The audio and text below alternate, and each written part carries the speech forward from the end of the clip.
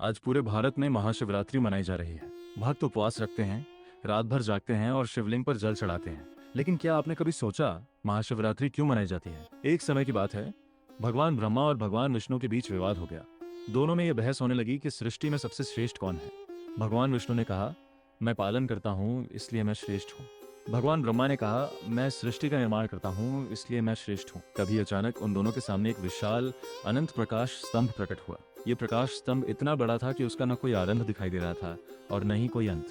दोनों देवता आश्चर्यचकित हो गए। उन्होंने निर्णय लिया कि जो इस प्रकाश स्तंभ का अंत ढूंढ लेगा वही श्रेष्ठ होगा। भगवान विष्णु वराह रूप लेकर नीचे की ओर गए और भगवान ब्रह्मा हंस रूप लेकर ऊपर की ओर गए।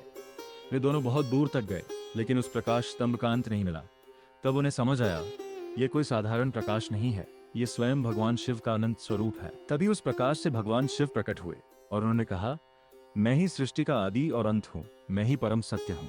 ये घटना जिस रात हुई उसी रात को महाशिवरात्रि कहा जाता है और वही अनंत प्रकाश स्तंभ आज शिवलिंग के रूप में पूजित है। महाशिवरात्रि केवल एक धार्मिक पर्व नहीं है, यह आत्मा के जागरण की रात है। शिव का अर्थ केवल एक देवता नहीं, बल्कि शिव का अर्थ है कल्याण, शांति और परम चेतना, और रात्रि का अर्थ है अंधकार। महाशिवरात्रि का असली अर्थ है अज्ञान के अंधकार से ज्ञान के प्रकाश की ओर जाना। जब भगवान शिव अनंत ज्योतिर्लिंग के रूप में प्रकट हुए तो उन्होंने ये दिखाया कि परम सत्य का न कोई आरंभ है और न कोई अंत।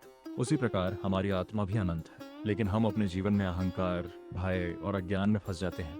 महाशिवरात्रि हमें याद दिलाती है कि हमें अपने अंदर के अंधकार को समाप्त करना है। इस दिन भक्त उपवास रखते हैं, जिसका अर्थ केवल भोजन न करना नहीं है। उपवास का असली अर्थ है अपने मन और इंद्रियों पर नियंत्रण करना।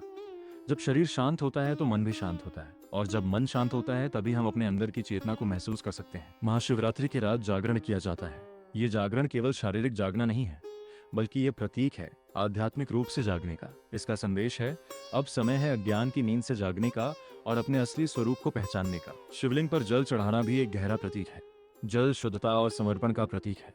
जब हम शिवलिंग पर जल चढ़ाते हैं तो उसका अर्थ है हम अपने अहंकार को छोड़कर परम चेतना के सामने समर्पित हो रहे हैं।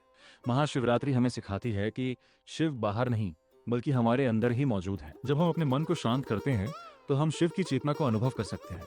इसीलिए महाशिवरात्रि को आत्मिक परिवर्तन और जागरण की रात कहा जाता है। अगर आप ऐसे ही सनातन धर्म के रहस्य जानना चाहते हैं तो चैनल को सब्सक्राइब करें और वीडियो को लाइक करें।